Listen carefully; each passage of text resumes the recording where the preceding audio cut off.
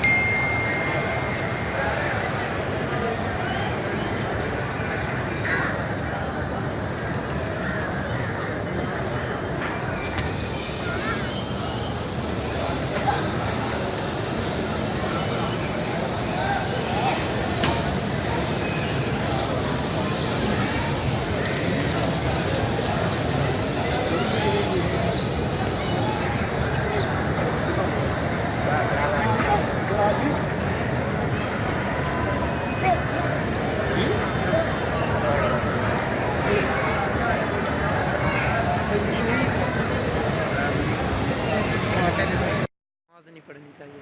कौन जाते हैं? देवबंदी ये अहले हदीस मस्जिद है, मस्जिद में तो हर कोई पढ़ता है।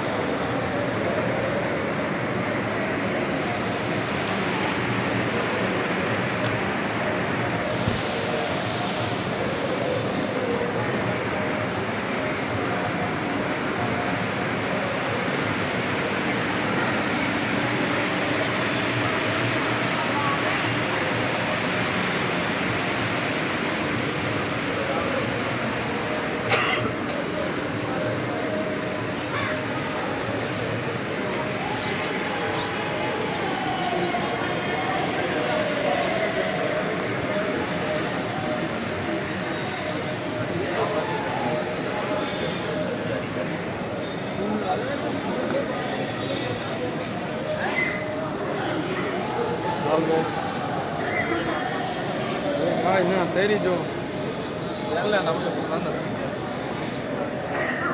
वो मैंने देखा है। ये देखा है क्या करें ये अल्लाह अल्लाह कर रहे हैं